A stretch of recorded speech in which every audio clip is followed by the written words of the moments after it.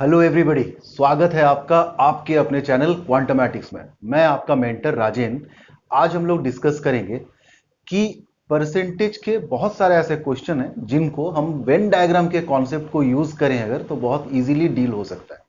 But उससे पहले हम आखिर ये कैसे समझे कि किस किस तरह के क्वेश्चन को हम वेन डायग्राम के तरीके से सॉल्व कर सकते हैं, वेन डायग्राम यूज कर सकते हैं, ऐसे सवाल को हम आइडेंटिफाई कैसे करें। तो क्वेश्चन आपके स्क्रीन के ऊपर, आप क्वेश्चन को देखो एक बारी। आप इसमें पाओगे कि बहुत सारा ऐसा टर्म्स यूज हो रहा है, जैसे ओनली, बोथ और या इससे मिलते जुलते कुछ टर्म्स। आप इन टर्म्स को कीवर्ड की तरह यूज कर सकते हो। जब भी किसी क्वेश्चन में इस तरह के टर्म्स या इससे मिलते जुलते टर्म्स यूज हो तो आप समझ लो कि ऐसे क्वेश्चंस को सबसे बेहतर होगा अगर आप वेन डायग्राम के कॉन्सेप्ट को यूज करके बनाए तो। अब बात करते हैं वेन डायग्राम होता क्या है। तो सपोज करो मैं एक सिनेरियो आपके सामने रख रहा हूं कि कुछ ऐसे बच्चे हैं जो आईबीपीएस के एग्जाम को अपीयर करते हैं और नाम है उनका ए, बी, सी, डी एंड ई। और कुछ ऐसे बच्चे हैं जो एसएससी के एग्जाम को अपीयर करते हैं और नाम है उनका P, Q, R, A, D and S.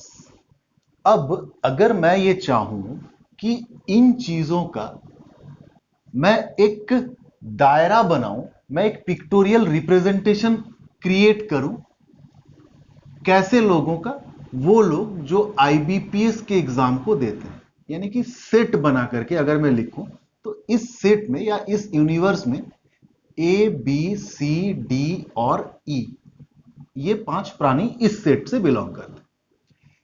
और अगर सिमिलरली उसी तरह मैं एसएससी को रिप्रेजेंट कराने के लिए एक पिक्टोरियल रिप्रेजेंटेशन लूं तो यहां पे हमें किसको किसको रखना पड़ेगा? P, Q, R, A, D और एस। बट जब एक बारी हम इन्हें दोनों को देखें तो हमें एक चीज तो दिख रहा होगा साफ साफ कि ए और डी दो ऐसे बच्चे हैं जो दोनों एग्जाम को अपीयर कर रहे हैं। यानी कि हम इन दोनों को अगर कुछ ऐसा मेंटेनेंस कर लें कि जो बच्चे दोनों एग्जाम को अपीयर कर रहे हैं, जैसे एक एग्जाम आईबीपीएस और एक एग्जाम एसएससी, उन दोनों बच्चों को हमें दोनों अलग अलग सेट में अलग अलग से रखना ना पड़े, तो हम कुछ इस तरह का मेंटेनेंस कर सकते। यानी कि ये दायरा वो है जहां पे उन सारे लोगों को हम रख सकते हैं जो आईबीपीएस के एग्जाम को भी दे रहा है और जो एसएससी के एग्जाम को भी दे रहा है। यानी कि ये दोनों का एक कंबाइंड रिप्रेजेंटेशन मैं तैयार करूं तो वो कुछ इस तरह से हो सकता है कि ए और डी इस जगह पे आ जाएंगे, बचा आईबीपीएस के सेट में बी, सी और ई, एंड एसएससी के सेट में P, Q, R and S. यानी कि वो बच्चे जो आईबीपीएस के एग्जाम को दे रहे हैं वो है ए, बी, सी, डी एंड ई। वो बच्चे जो एसएससी के एग्जाम को दे रहे हैं वो है P, Q, R, S, A and D. साथ ही साथ वो बच्चे भी हमें साफ साफ नजर आ रहे होंगे अब, कौन? जो दोनों एग्जाम को दे रहा है और वो है ए और डी। क्लियर? अब सारा गेम मगर वेन डायग्राम पे टर्म्स का है। तो क्या क्या टर्म्स हैं? अगर हम वेन डायग्राम यूज करें तो किस किस टर्म्स को हमें जानना बहुत जरूरी है।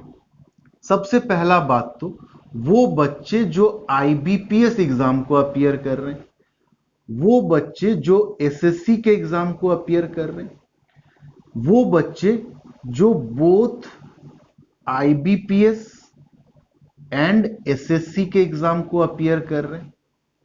और क्या टर्म्स होगा? वो बच्चे जो ओनली आईबीपीएस के एग्जाम को अपीयर कर रहे हैं, वो बच्चे जो ओनली एसएससी के एग्जाम को अपीयर कर रहे हैं। फिलहाल दो चीजों का मैंने वेन डायग्राम बनाया है, दो सब्जेक्ट है, सब्जेक्ट ऑफ कंसीडरेशन।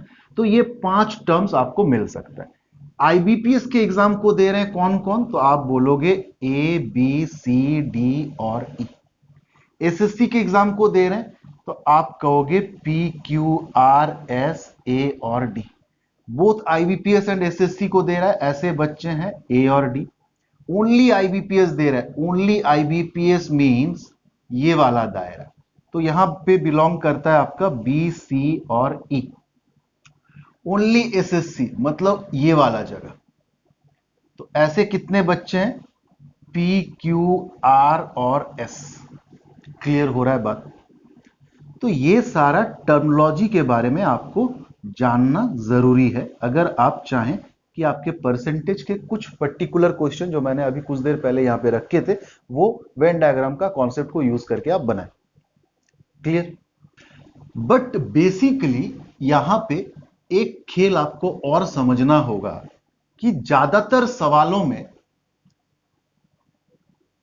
सारा दारोमदार नंबर्स पे होता है। यानी कि आईबीपीएस एग्जाम को अपीयर कर रहे हैं ऐसे कितने बच्चे हैं, अगर हम नंबर में बताना चाहें तो आईबीपीएस एग्जाम को अपीयर कर रहे हैं ऐसे 5 बच्चे। एसएससी के एग्जाम को अपीयर कर रहे हैं ऐसे 6 बच्चे, और दोनों एग्जाम को दे रहे हैं ऐसे कितने बच्चे हैं, 2 बच्चे। यानी कि आप इसी वेन डायग्राम को 2 तरीके से लिख सकते हैं। पहला तो ये कि ये आईबीपीएस वाले बच्चे, ये एसएससी वाले बच्चे, आईबीपीएस वाले बच्चे 5, एसएससी वाले बच्चे 6, और बोथ एग्जाम को दे रहे हैं ऐसे 2 बच्चे। या आप इसी वेन डायग्राम को ऐसे भी बना सकते हैं कि ये आईबीपीएस वाले बच्चे, ये एसएससी वाले बच्चे, 2 बच्चे ऐसे हैं जो बोथ एग्जाम को दे रहे हैं।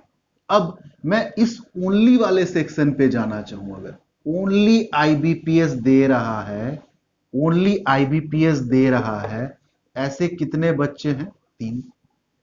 ओनली एसएससी एग्जाम को अपीयर कर रहा है ऐसे कितने बच्चे हैं, 4। क्लियर हो रहा है बात? मतलब अब मैं आपको यह समझाना चाहता हूं कि क्वेश्चन में जब आपको इंफॉर्मेशन मिले ना, तो आप अपने लिखने के स्टाइल को भी कुछ इस तरह से स्टैंडर्ड सेट करके चलें कि आपका नजर इस पे पड़े और आपको बातें समझ में आ जाए। दैट मीन्स अगर क्वेश्चन में आपको दिया हुआ होगा कि ओनली आईबीपीएस, तो आप समझो ओनली आईबीपीएस मींस आप डेटा को यहां पे लिख रहे होंगे। ओनली एसएससी आप डेटा को यहां पे लिख रहे होंगे, जैसे कि मैंने इस पिक्चर नंबर 2 में बनाया है। बट अगर आपको यह देने लगे कि आईबीपीएस में 5 बच्चे पढ़ते हैं, तो उस 5 को आप अंदर नहीं लिखेंगे बल्कि बाहर लिखेंगे। That means whole story is about only use करता है और डेटा गिवन है तो इस जगह पे लिखें, और ओनली यूज ना करके डेटा देता है तो आप कोशिश करें बाहर लिखें, और बोथ वाला डेटा तो अंदर पे होगा जो कंपोजिट एरिया है। क्लियर? अब बात कर लें कि भाई ओवरऑल इसमें है कितने बच्चे जो एग्जाम को दे रहे हैं, तो आप अगर काउंट करोगे तो आपको ऐसे रफली तो नजर आएगा कि इसमें 5 बच्चे हैं और इसमें 6 बच्चे हैं, यानी कि टोटल 11 बच्चे एग्जाम को दे रहे हैं। ऐसा ही लग रहा होगा, बट ऐसा नहीं है। आप देखो ए और डी को मैंने इस 5 पे भी रखा है, उसी ए और डी को मैंने इस 6 पे भी रखा है, तभी ये 5 और ये 6 जोड़ करके 11 आया तो था। बट क्या ये करेक्ट सम है? नहीं है। आप समझ रहे हो ना, ए और डी इस 5 पे भी इन्वॉल्व है और ए और डी इस 6 पे भी इन्वॉल्व है, यानी कि 2 मेंबर को मैंने 2-2 बार काउंट किया है। मगर है तो वो मेंबर एक ही बार ना, वो सेट ऑफ मेंबर जो ए और डी 2 जन है वो एक ही बार है। अगर आप यहां पे काउंट कर ले रहे हो 5 मान के, तो यहां से छोड़ के चलना चाहिए था आपको। क्लियर? और अगर आप इस 6 को ले रहे हो, यहां पे ए और डी को काउंट कर रहे हो, तो यहां पे आपको ए और डी को छोड़ के चलना चाहिए। तो इतना क्यों समझे भाई? हम ये समझते हैं कि इसको और इसको जोड़ के 11 तो आ गया, बट इसमें से हम घटा देंगे उतने लोगों को जितने लोग बार बार दोनों बार यूज हुआ है, यानी कि 11 - 2 दैट इज कितने लोग हैं, 9।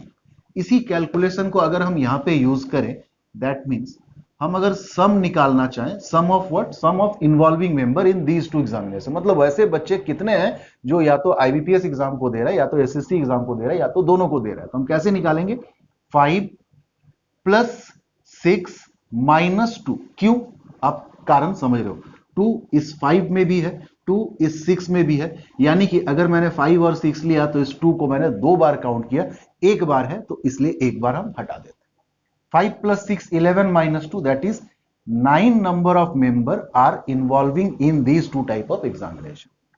और इसी सम को हम इस तरह से भी कैलकुलेट कर सकते हैं, क्योंकि हमें पता है कि ये 3 जो है ये एक्सक्लूसिव डेटा है। एक्सक्लूसिव कहने का मतलब ये 3 यहां से यहां तक, ये 4 ठीक उसी तरह से यहां से यहां तक, और ये 2 ये बाकी जगह। यानी कि सम हम इस तरह से भी कैलकुलेट कर सकते हैं कि यहां से यहां तक 3 लोग प्लस यहां से यहां तक 4 लोग और ये 2 लोग, यानी कि 3 + 4 7 + 2 दैट इज 9। तो ये तो हो गया सम कैसे निकाले इन्वॉल्विंग मेंबर का। बट यहां पे एक कहानी और है कि मैं इसको सम बोल रहा हूं, आप ये भी सोच सकते हैं कि सर आप टोटल क्यों नहीं बोल रहे हो इसे, आप टोटली तो निकाल रहे हो।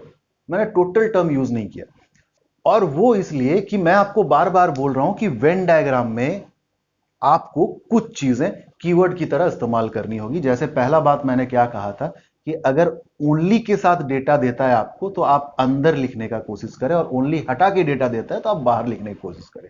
पहला चीज, जैसे हम बोटिन स्ट्रीम में भी करते हैं, 4 वेरिएबल को फिक्स कर लेते हैं। आपने मेरा बोटिन स्ट्रीम का वीडियो देखा होगा अगर, तो आप समझ रहे होंगे एक्स वाई यू और वी।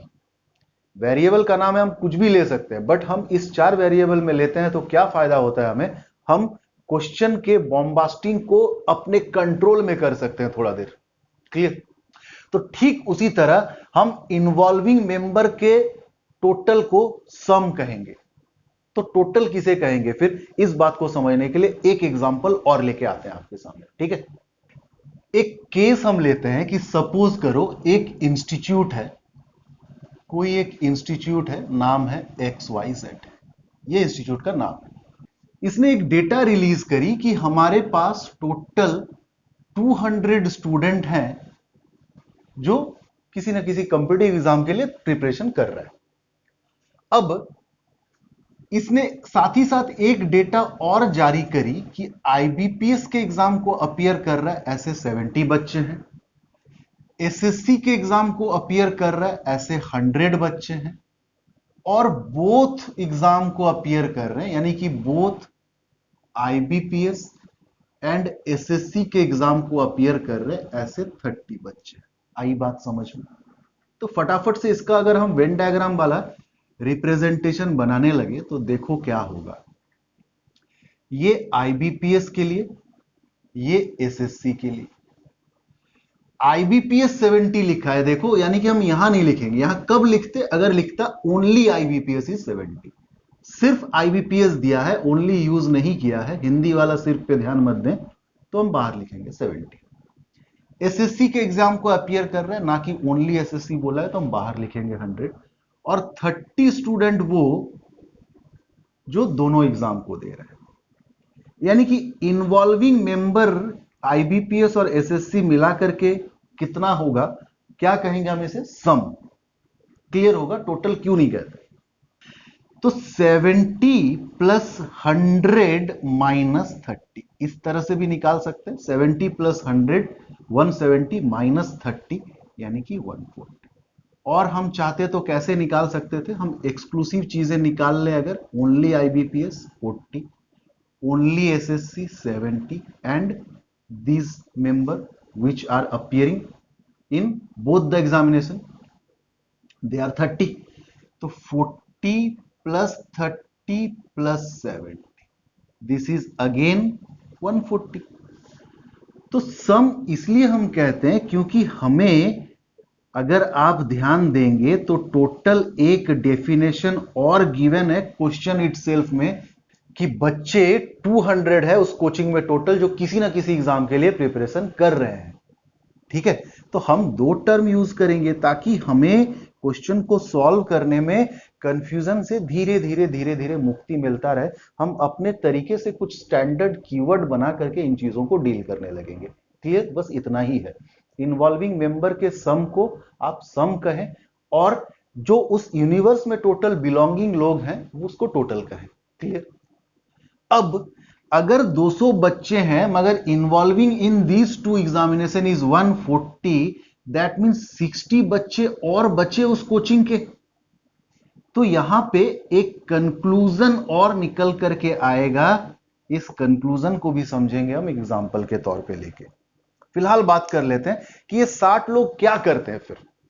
तो ये 60 लोग ना आईबीपीएस के एग्जाम को देते हैं ना एसएससी के एग्जाम को देते हैं, कुछ और एग्जाम को दे रहे होंगे। हो सकता है यूपीएससी के एग्जाम को अपीयर कर रहे होंगे, रेलवे के एग्जाम को अपीयर कर रहे होंगे या और कुछ।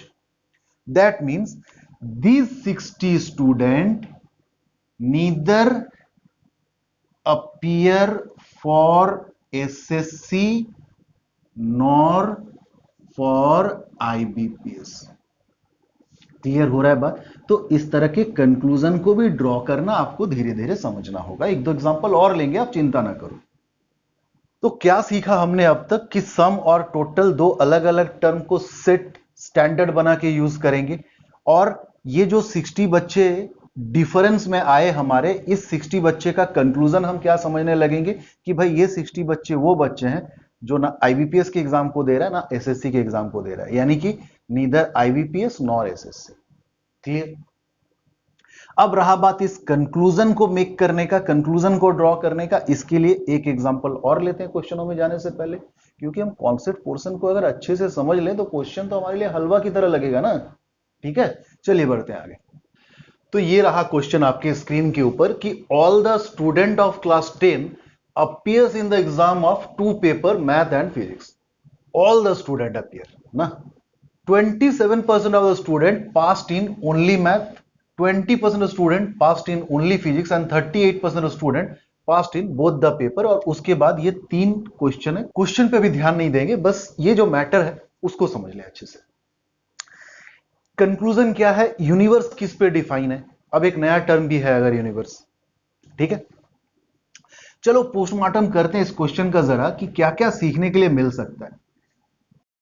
2 सब्जेक्ट है, एक है मैथ और एक है फिजिक्स। ध्यान दो, 27% of the student passed in only math. Only math बोला है तो हम यहां पे लिखेंगे 20% of student passed in only physics and 38% student passed in both the paper. अच्छा, अभी मैंने कहा यूनिवर्स किस पे डिफाइन है, तो यूनिवर्स डिफाइन है भैया पास पे।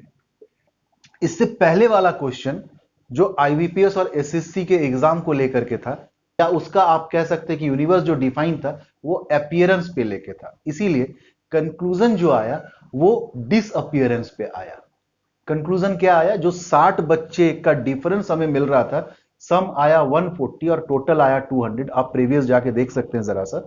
200 माइनस 140, 60 का जो डिफरेंस आया था वो उस यूनिवर्स के बाहर का है। यूनिवर्स डिफाइन था अपीयरेंस पे, यानी कि 60 बच्चे not appear in these 2 subjects या दीज 2 पेपर। क्या क्या? आईबीपीएस और एसएससी। इसीलिए मैंने ये कंक्लूजन ड्रॉ किया था कि 60 student are those who neither appear for IBPS nor for SSC। Clear?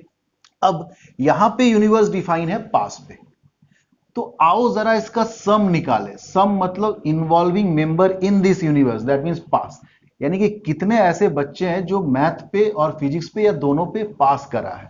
तो दैट इज, आप समझ सकते हैं 27% प्लस 38% प्लस 20%। क्लियर? 27, 38, 20, क्योंकि एक्सक्लूसिव चीजें हैं, यहां से यहां तक ये, यहां से यहां तक ये, और यहां से यहां तक ये।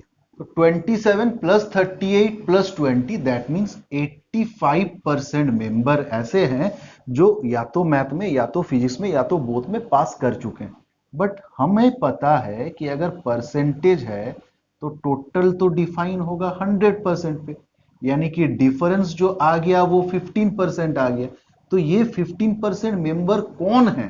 ये 15% मेंबर इस यूनिवर्स के बाहर के हैं, यानी कि 15% member neither pass in math nor in physics. आया बात समझ में? इसी को मैं कंक्लूजन कह रहा था, और इसी तरह का कंक्लूजन इससे प्रीवियस वाले क्वेश्चन में भी हमें लेना पड़ा था। अच्छा, इसे अगर और शॉर्ट में बोलना चाहें तो इस तरह से भी बोल सकते हैं कि 15% student failed in both the paper. इसी बात को ऐसे भी बोल सकते हैं 15% neither pass in math nor in physics का क्या मतलब होता है भैया कि 15% student failed in both the paper. यानी कि और डायग्राम ना बना करके हम अगर इसी में पलट के उस यूनिवर्स के बारे में भी सोचने लगे कि ऊपर वाला इंफॉर्मेशन सपोज करो मैंने पास के लिए लिखा था, ये पास था मैथ का, ओनली मैथ का, ये पास था बोथ का पास, और ये पास था ओनली फिजिक्स का। अब मैं फेल का अगर लिखने लगूं तो सबसे पहला बात तो हमें ये मिला कि 15% ऐसे स्टूडेंट हैं जो मैथ और फिजिक्स दोनों में फेल किया, बोथ में फेल। क्लियर? यानी कि मैं ये बात भी समझाना चाहता हूं साथ ही साथ कि जैसे ही आपने देखा कि 38% पास इन बोथ द सब्जेक्ट, यानी कि 100 माइनस 38 दैट इज, आप ये ना समझने लगे 62% failed in both the subject. ऐसा नहीं होता है। अगर आपका इसके लिए यूनिवर्स डिफाइन है तो आपको ये उसके उल्टे वाले यूनिवर्स का बोथ वाला सेक्शन का डेटा परसेंटेज में ही सही निकालने के लिए इस प्रोसेस से होके गुजरना पड़ेगा। क्लियर? सावधानी बरतें। अब और क्या क्या चीज हम निकाल सकते हैं भाई? आप देखो, क्या हम मैथ में कितने परसेंट बच्चे पास है निकाल सकते थे क्या? हो सकता है क्वेश्चन में भी दिया हो, नहीं दिया है तो हम निकालेंगे। मैथ में यहां से लेकर यहां तक यानी कि 27 प्लस 38 दैट इज 65% बच्चे मैथ में पास है। फिजिक्स में कितने पास हैं भाई? तो फिजिक्स में ये 20 और ये 38, यानी कि 38 प्लस 20 दैट इज 58% बच्चे कुल मिलाकर के फिजिक्स में पास हैं। तो अब देखो, मैं पास के ऑपोजिट यूनिवर्स का अगर बात निकालने लगूं तो 65% मैथ में पास किया है, दैट मीन्स 35% बच्चे फेल किए होंगे पूरे मैथ में। क्लियर? जैसे पूरे मैथ में 65% पास तो पूरे मैथ में 35% फेल। सिमिलरली पूरे फिजिक्स में अगर 58% पास तो फेल कितने? 100 माइनस 58 दैट इज 42% बच्चे। अब आप देखो, क्या आप एक्सक्लूसिव चीजें भी निकाल सकते हैं? इतना चीज जरूरी नहीं था, मगर मैंने यूज किया एक टर्म कि चलो पोस्टमार्टम करते हैं, यानी कि हर तरह का चीज देख लेते हैं यहां पे। तो 35% fail in math, 15% fail in both, that means 20% failed in only math. 42% failed in physics, 15% failed in both, that means 42 minus 15, that is 27% failed in only physics. Clear? तो ये था इतना गिवन डेटा पे हम क्या क्या चीज निकाल सकते हैं, सारा का सारा मैटर। अब आएंगे वन बाय वन क्वेश्चन पे। 2 मिनट पॉज करके आप चीजों को बेहतर ढंग से समझने के लिए एक बार देख लो, फिर आते हैं क्वेश्चन पे। 3 क्वेश्चन है। क्लियर? चलिए, पहला क्वेश्चन क्या कहता है भाई? पहला क्वेश्चन कहता है what percentage of student failed in both the paper? Failed in both the paper 15%। Second question क्या कहता है भाई? What percentage of student failed in either of the subject but not both? What percent of the student failed in either of the subject but not both, मतलब ये और ये मगर ये नहीं, that is 20% plus 27% that is 47% बच्चे वो हैं जो या तो सिर्फ मैथ में फेल किए हैं या तो सिर्फ फिजिक्स में फेल किए हैं, मगर दोनों में फेल नहीं किए हैं। क्लियर? थर्ड क्वेश्चन कह रहा if 2500 student appear in total, यानी कि इस एग्जाम को 2500 स्टूडेंट ने मिल करके दिया है, how many failed in math? Math में कितने बच्चे फेल हैं? तो मैथ में आप देखो 35% बच्चे फेल हैं। ओनली मैथ नहीं बोला है, ओनली मैथ में फेल कितने बच्चे किए हैं तो हम 20% निकालने लगते। क्लियर? तो टोटल स्टूडेंट दिया है भाई 2500 और आपको पूछा है percentage of student failed in math. तो percentage of student failed in math is 35%, that is 35% of 2500। तो क्या होगा भाई? 2500 का 35%, परसेंटेज के वजह से ये 2 जीरो कट जाएगा, 25 इंटू 35, 25 25 625 और 250, यानी कि 875 स्टूडेंट ऐसे हैं जो मैथ में फेल करे हैं। क्लियर? तो इस क्वेश्चन से हमने क्या सीखा? यूनिवर्स किस पे सेट है, क्योंकि ये जो डिफरेंस आ जाएगा वो उस यूनिवर्स से बाहर जाने लगेगा। आप बारी बारी से ये और आईबीपीएस एसएससी वाला एग्जांपल जो मैंने लिया था उसको देख लें। यूनिवर्स सेट करना समझ में आ जाएगा, कंक्लूजन ड्रॉ करना समझ में आ जाएगा, इतना सारा कैलकुलेशन निकालना हमने सीख लिया, और साथ ही साथ 3 क्वेश्चन किस तरह के आते हैं ये 3 क्वेश्चन करने के बहाने से हमने वो भी सीख लिया। अब ये Venn diagram DI, data interpretation के केस स्टडी वाले सेक्शन में भी बहुत बार दिखता होगा। ज्यादातर वहां पे 3 सब्जेक्ट का वेन डायग्राम रहता है। तो एक एग्जांपल उठाते हैं। एग्जांपल क्या मतलब कॉन्सेप्ट को समझने के लिए, फिर हम लोग करेंगे जब क्वेश्चन सेक्शन में आएंगे। ठीक है?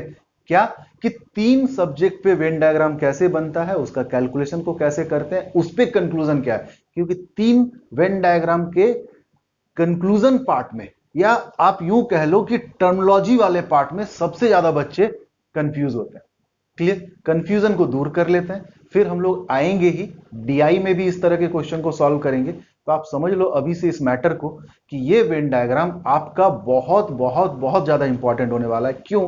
क्योंकि डेटा इंटरप्रिटेशन के केस स्टडी वाले सेक्शन में भी मैं बार बार बोल रहा हूं वेन डायग्राम के सवाल बहुत बार पूछे जा चुके हैं और आगे भी पूछते रहेंगे। ठीक है? तो आते हैं फटाफट से 3 सब्जेक्ट का वेन डायग्राम को डिस्कस कर लेते हैं, फिर आएंगे क्वेश्चंस को 1 बाय 1 बनाएंगे। ठीक है? चलिए, सपोज करो कि एक सोसाइटी में टी, कॉफी और कोला, ये 3 बेवरेजेस पसंद करने वालों के बीच में एक सर्वे हुआ और पता किया गया कि कितने कितने ऐसे लोग हैं जो इन ड्रिंक्स को पसंद करते हैं। तो सपोज करो इसके लिए वेन डायग्राम मैंने डिजाइन करा कि ये टी का है, ये कॉफी का है और ये कोला का है। कुछ डेटा दिया हुआ है कि टी पसंद करने वाले 45%, कॉफी पसंद करने वाले 42% और कोला पसंद करने वाले 44%। क्लियर? ऑल 3 पसंद करते हैं ऐसे 8 लोग हैं। ये सपोज करो 5% दिया है, ये सपोज करो 12% दिया है और ये सपोज करो 7% दिया है, और रिमेनिंग चीजें छोड़ दी गई है आपको निकालने के लिए। यानी कि जो जो दिया हुआ है मैं और किसी कलर का मार्कर यूज ना करूं अगर, तो इसी चीजों को मैं बोल्ड कर दे रहा हूं। ठीक है? तो सर्वे में ये बात पता चला, जो जो बात पता चला उसको मैंने देखो बोल्ड में कर दिया, बाकी रिमेनिंग चीजें आपको छोड़ दी गई। क्या कि इस जगह पे कितना होगा? 45% वो लोग हैं जो टी पसंद करते हैं। यानी कि सिर्फ ये निकालने के लिए हम क्या करेंगे, दिस प्लस दिस इसमें से माइनस कर देंगे। तो 12 plus 8 20 plus 5 25, 45 minus 25 that is 20%। ये हमने निकाला। सिमिलरली पूरा कॉफी पसंद करता है ऐसे 42% लोग, तो ये कितना होगा? तो 8 7 15 प्लस 5 20, 42 में से 20 घटा देंगे तो दैट इज 22% लोग। सिमिलरली कोला पसंद करते हैं ऐसे 44% लोग हैं। तो हम 12 प्लस 8 20 माइनस 27 44 में से घटा दें तो दैट इज 17%। क्लियर? तो ये तो हुआ कि जो जो चीज रिमेनिंग था, वैकेंट था, वो मैंने कैलकुलेट करके रख दिया। बट सबसे बड़ा बात है कि टर्म क्या क्या होगा, उस टर्मोलॉजी को समझे। टी पसंद करते हैं ऐसे कितने लोग हैं भाई? 45%। ओनली टी नहीं बल्कि टी। कॉफी पसंद करते हैं ऐसे कितने लोग हैं? 42%। कोला पसंद करते हैं ऐसे कितने लोग हैं? तो आप बोलोगे 44%। ऑल 3 पसंद करते हैं ऐसे कितने लोग हैं? तो आप बोलोगे 8%। ये 20 जो हमने कैलकुलेट करा, क्या करा देखो कैलकुलेट, ये वाला सेक्शन। यानी कि आप समझ ही रहे होंगे कि ये वो सेक्शन है जो ओनली टी है। ओनली टी कितने? 20%। सिमिलरली ओनली कॉफी तो आप बोलोगे 22%। ओनली कोला तो आप बोलोगे 17%। तो ये इसको और इसको तो हमने समझ लिया। अब अगर मैं कहूं कि both T and coffee, T and coffee पसंद करते हैं, ऐसे कितने परसेंट लोग हैं, और यही से कंफ्यूजन स्टार्ट होता है। क्या हम इसको 5% बोलें? नहीं बोल सकते। Both T and coffee, both T and coffee, ये पूरा दायरा मेरे भाई, थोड़ा सा ज्यादा गिज गिज हो गया, आप समझने का कोशिश करें। बोथ टी एंड कॉफी, ये पूरा पोर्शन, यानी कि 5 + 8 13%। मैं आऊंगा आपके कंफ्यूजन पे कि सर तो फिर 5% को क्या बोलेंगे, आएंगे इसमें।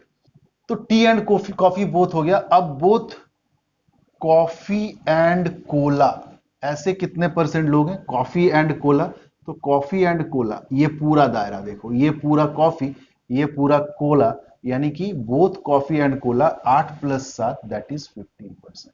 Both Cola and T, Cola and T, ये पूरा दायरा कोला का, ये पूरा दायरा टी का, यानी कि ये जो बीच वाला पोर्शन है 12 + 8 20%, ये है बोथ कोला एंड टी। अब सिर्फ इस 5% को क्या बोलेंगे? इसको कहते हैं only T and coffee both. ये अगर है तो हम कह सकते हैं 5%, यानी कि टी एंड कॉफी बोथ के साथ, टी एंड कॉफी बोथ के साथ एक ओनली टर्म जोड़ना होगा, या इसे हम ऐसे भी कह सकते हैं कि T and coffee both but not Cola, both T and coffee but not Cola, इस तरह से भी इसको हम कह सकते हैं। Similarly only coffee and Cola both, coffee and Cola only both वाले पोर्शन में, तो that is 7%। Only Cola and T both, Cola and T both, तो इसे क्या कहेंगे भाई? कोला एंड टी बोथ का ओनली वाला पोर्शन दैट इज 12%। सिमिलरली फटाफट से लिखूं अगर मैं इसे, कि इसे और कैसे बोल सकते हैं? Only coffee and Cola both को ऐसे भी लिख सकते हैं कि both,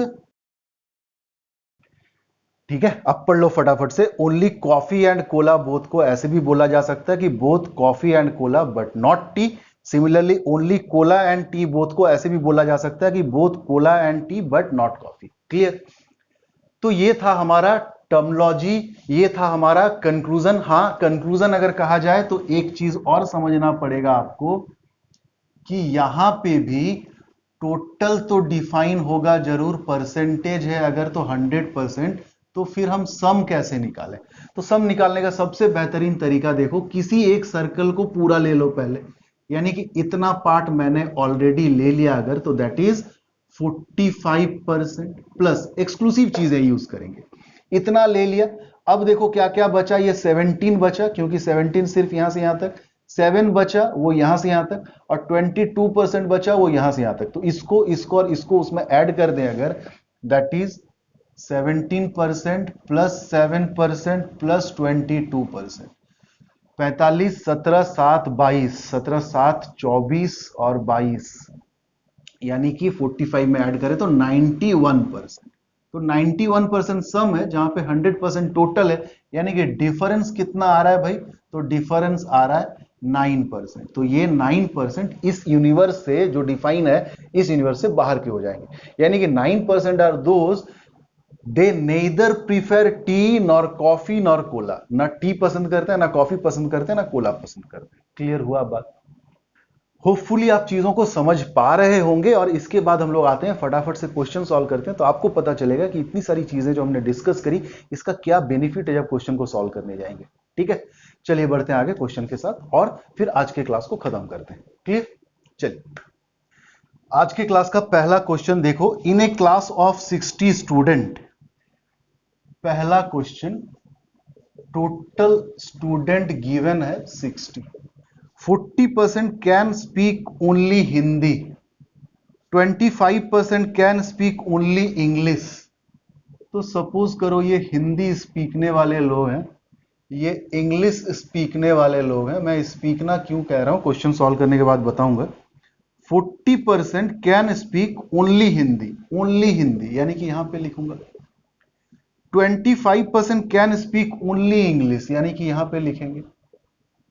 and rest can speak both the language यानी कि अब तक 40% प्लस 25% लोगों के बारे में पता चला, यानी कि 65% लोगों के बारे में पता चला। टोटल होता है 100%, यानी कि रेस्ट आर 35%। और इसके बारे में डेफिनेशन ही क्वेश्चन में दिया हुआ है, तो हम कोई कंक्लूजन नहीं निकालेंगे, बल्कि हम ये लिखेंगे कि क्वेश्चन ने कहा है कि बाकी जो बच गए वो 35% बोथ द लैंग्वेज को बोल सकता है। How many student can speak English, कितने ऐसे स्टूडेंट है जो इंग्लिश बोल सकते हैं। तो इंग्लिश ये भी बोल सकते हैं और ये भी बोल सकते हैं, यानी कि 35% plus 25% that is 60%। 60% student can speak English, नहीं पूछा है ओनली इंग्लिश, ओनली इंग्लिश तो दिया हुआ था किसका, 60 का। तो 60% ऑफ 60 निकाल दीजिए, that is 36 student can speak English. Clear. आज के क्लास का सेकेंड क्वेश्चन। स्पीकना क्यों कहा मैंने, क्योंकि कई बार पटना के इंग्लिश सिखाने वाले टीचर का ऐड आता है फेसबुक में, पता नहीं कितना सच है कितना झूठ है। तो वहां पे ऐड कुछ इस तरह से आता है कि एक इंग्लिश टीचर है जो गाना गा के सिखाता है, करा है, करे है, करी है, करे हैं, ठीक है, पास्ट प्रेजेंट पार्टिसिपल वगैरह को सिखाता है। एक टीचर का मैंने पोस्टर देखा कि इंग्लिश स्पीकना सीखें, तो इसीलिए मेरे दिमाग में आया स्पीकना। फिर एक टीचर का मैंने ऐड देखा कि दिन दहाड़े इंग्लिश बोलना सीखें। कमाल है भाई, डकैती सिखा रहे हो कि इंग्लिश बोलना सिखा रहे हो, दिन दहाड़े अंग्रेजी बोलना सीखें, गजब है। खैर सबका अपना अपना स्टाइल है। In an examination 34% of the student failed in math, यानी कि फेल पे यूनिवर्स डिफाइन है math. 34% failed in math, only math नहीं बोला इसलिए हम बाहर लिखेंगे।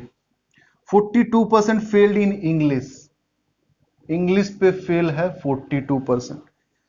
If 20% of student failed in both, 20% of the student failed in both, then percent of student who passed in both the subject was, ठीक है, जो एक एग्जांपल मैंने यूज करा था उसी के जैसा है। तो यूनिवर्स डिफाइन है फेल पे, कितने इन्वॉल्विंग मेंबर है वो पहले निकाल लें। तो that is 34 plus 42, 34 plus 42 minus this 20%, क्योंकि एक्सक्लूसिव चीजें नहीं है। 34 plus 42 that is 76 minus 20 that is 56%। तो 56% अगर सम है और टोटल हमें पता है कि 100% पे डिफाइन होता है, यानी कि डिफरेंस कितना हो गया मेरे भाई, तो आप कहोगे 44%। दैट मींस कंक्लूजन क्या है इस 44% का, ये कंक्लूजन इस क्वेश्चन की तरह गिवन नहीं है, हमें खुद लेना पड़ेगा। 44% of student neither pass in sorry neither fail in math, neither fail in nor fail in English, यानी कि इस तरह से भी कह सकते हैं कि passed in both math and English. तो इसी चीज को अगर हम काट के यहीं से पास के लिए डिफाइन करने लगे तो 44% यहां पे आएगा, यानी कि हम 34 के बाद 100% माइनस 34 ये भी निकाल सकते हैं, यानी कि पास इन मैथ। 42 के बाद यानी कि 100% माइनस 42% पास इन इंग्लिश ये भी निकाल सकते हैं। पास्ट इन ओनली मैथ ये भी निकाल सकते हैं, पास्ट इन ओनली इंग्लिश ये भी निकाल सकते हैं, ठीक उसी तरह क्वेश्चन की तरह जो इससे पहले हमने कॉन्सेप्ट पोर्शन सीखने के समय यूज किया था। क्या पूछा है आपसे, then the percentage of student who passed in both the subject, तो वो तो यही है, तो कहीं और जाने की जरूरत नहीं है। 44% of the student passed in both the subject. आज के क्लास का थर्ड क्वेश्चन कह रहा है in an examination 65% student passed in civics. फिर से पास पे डिफाइन है सिविक्स, 65% पास्ड इन सिविक्स बाहर लिखेंगे। 60% passed in history and 40% passed in both. If 90 student failed in history and civics both, अच्छा ठीक है, तो बाद में आते हैं उस पर, पहले हम सम निकाल लेते हैं। सम मीन 65 प्लस 60 माइनस 40, देख लो आप एक बार, 65 प्लस 60 माइनस 40 दैट इज, आप इस तरह से भी कह सकते हैं कि 65 प्लस 20 यानी कि 85। तो डिफरेंस कितना हो गया मेरे भाई? 100% माइनस 85% यानी कि 15%। तो 15% इस यूनिवर्स से बाहर चला जाएगा और इस जगह पे आएगा, यानी कि 15% अगर वो पास था तो ये हो जाएगा failed in both history and civics. आपको क्या बताना है? If 90 student failed in history and civics both, यानी कि यही 15% किसके बराबर है? 90 के बराबर। Then what is the total number of student? Total number of student that means 100% निकालना है आपको। तो 15% अगर 90 है तो 1%, 90 बाई 15, 100% इंटू 15, 15 6, यानी कि 600 स्टूडेंट अपीयर करे हैं इस एग्जाम में। ठीक है, क्वेश्चन आपके स्क्रीन के ऊपर मैं रीड कर रहा हूं, साथ ही साथ डेटा लिख भी रहा हूं। The student of a school have an option to study only Hindi, only Sanskrit और a composite subject Hindi and Sanskrit. Hindi है और संस्कृत है। Out of the 175 student in the school, data दे रखा है कि total student are in number 175। Boys and girls are in the ratio 3:4। तो boys और गर्ल्स जो है वो 3:4 के रेशियो में, यानी कि बॉयज की संख्या और गर्ल्स की संख्या हम चाहे तो निकाल सकते हैं। 3 + 4 that is 7 unit is your 175। Therefore 1 unit is 175/7 that is 25। एक यूनिट 25, बॉयज है 3 यूनिट यानी कि बॉयज की संख्या 75, गर्ल है 4 यूनिट यानी कि गर्ल्स की संख्या 4 × 25 दैट इज 100। और क्या बोला है? 40% of the boys have opted for only Hindi, only Hindi boys. तो 75 का 40% यानी कि 3/4 of 40 that is 30। 44% of the student have opted for only Sanskrit. Only Sanskrit में ना बॉयज की संख्या दी हुई है फिलहाल, ना गर्ल्स की, बल्कि टोटल स्टूडेंट की संख्या बोला हुआ है कि 44% of the total student only Sanskrit लेता है। यानी कि 175 का 44%, 25 4 25 7 4 11 दैट इज 77 स्टूडेंट। अब out of the total number of girls, out of the total number of girls that is 100, 32% have opted for the composite subject. यानी कि बॉयज नहीं बल्कि गर्ल्स 32% कॉम्पोजिट सब्जेक्ट, यानी कि यहां का भी कुछ टोटल होगा, यानी कि यहां भी कुछ गर्ल्स होंगे, यहां भी टोटल होंगे। फिर कहता था number of boys who opted for only Sanskrit, यानी कि इसके बारे में बोला है, and that for composite subject, यानी कि इसके बारे में बोला है, आर इन द रेशियो 2:1। तो भाई टोटल 75 बच्चे में से 30 बच्चे तो इस जगह पे एंगेज हो गए, बचे 45। 45 को अगर 2:1 में बांटे तो दैट इज ये 30 और ये 15। तो हमें और कुछ नहीं चाहिए। देखो मैक्सिमम चीजें अब निकलने लगेंगी। 30 बॉयज है, टोटल 77 यानी कि 47 गर्ल्स होगा। ठीक है, और क्या यहां पे टोटल आप निकाल लो अगर, तो 15 + 32 दैट मीन्स 47 यहां का टोटल है। अब ये पूरा टोटल निकालने लगो, क्योंकि ये जो 77 टोटल है वो यहां से यहां तक है, ये 47 जो ये वहां से यहां तक है, यानी कि ये वाला टोटल 77 + 47, 77 + 47 7 7 14 8 4 12 124।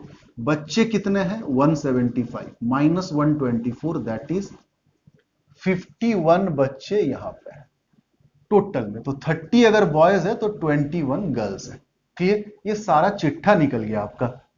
अब क्वेश्चंस में आते हैं फटाफट। पहला क्वेश्चन दिया है कि what is the ratio between the number of boys who opted for only Hindi that is 30, इसका रेशियो किसके साथ, and the number of girls who opted for the composite subject that is 32। तो ratio is 15:16 that means your option number 1।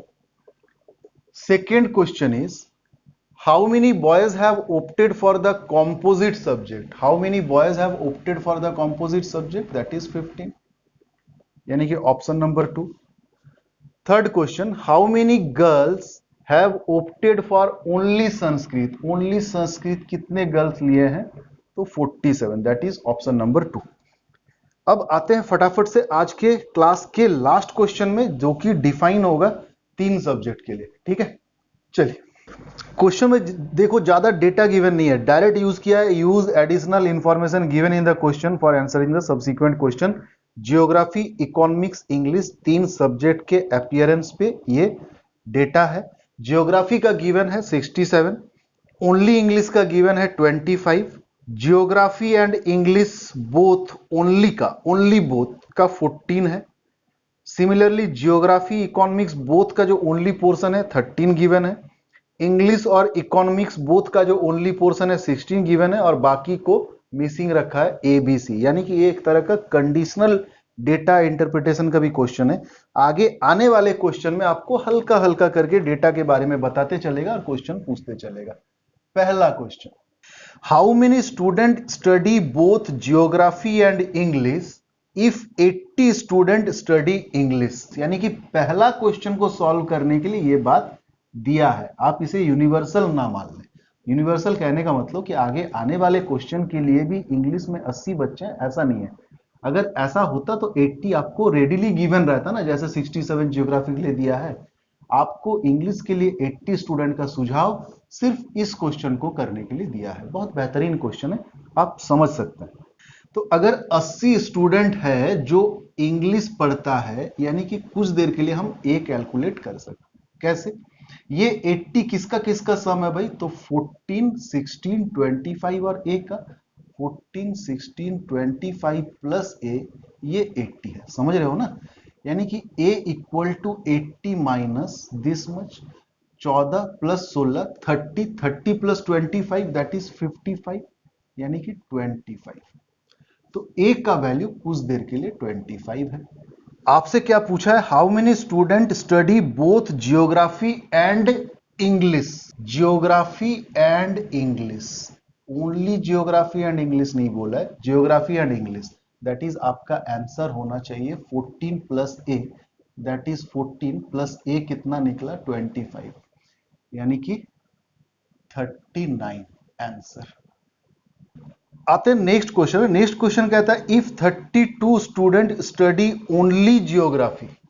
यानी कि ये information अब हम second question के लिए यूज तो नहीं कर सकते। अब आपको कह रहा है 30 student study only geography, only geography, यानी कि कुछ देर के लिए ये दे रखा है 32। बाद में हम थर्ड क्वेश्चन में इसको मिटा देंगे। How many student study English, अब आपको निकालना ये वाला। अब बात को समझ रहे हो ना? ये तो 80 दिया ही हुआ था पहला क्वेश्चन के लिए, तब तो हमें सेकंड क्वेश्चन के लिए कुछ करने का जरूरत नहीं था, 80 हम फटाफट लिखते। समझ रहे हो बात को? यानी कि इस 80 को हम यूनिवर्सली यूज नहीं कर सकते। This 80 is only mean for solving the first question only. तो कैसे सॉल्व करें भाई? तो आप देखो एक बात को, ये 67 इस 32, 13, 14 और ए का सम है, यानी कि 32 प्लस 13 प्लस 14 प्लस ए मिला करके 67 होना चाहिए। क्लियर? 3, 7, 9, यानी कि 59 प्लस ए इक्वल टू 67, यानी कि इस घड़ी के लिए क्वेश्चन नंबर 2 के लिए ए का वैल्यू है 67 माइनस 59, दैट इज 8। ए का वैल्यू पता चला 8।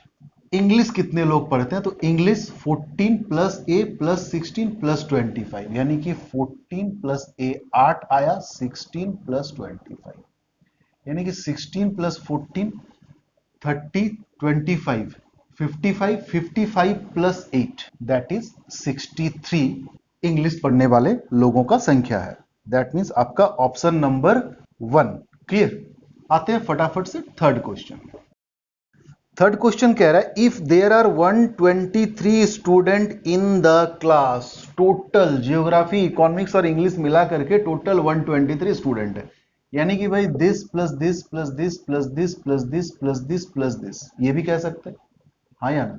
क्योंकि सारे एक्सक्लूसिव मैटर है। या तो हम पहले तो इस सर्कल को पूरा उठा ले, दैट इज 67 प्लस बचे कौन? 25, 16 और बी, 25 प्लस 16 प्लस बी, ये मिला करके 123 है।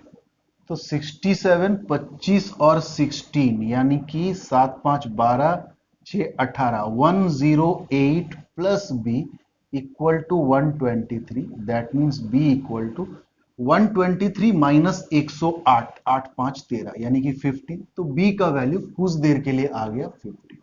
आपको क्या पूछा है, how many student study only economics, only economics that is 50, यही ना, बी का वैल्यू ओनली 15 है, यानी कि आपका ऑप्शन नंबर 3।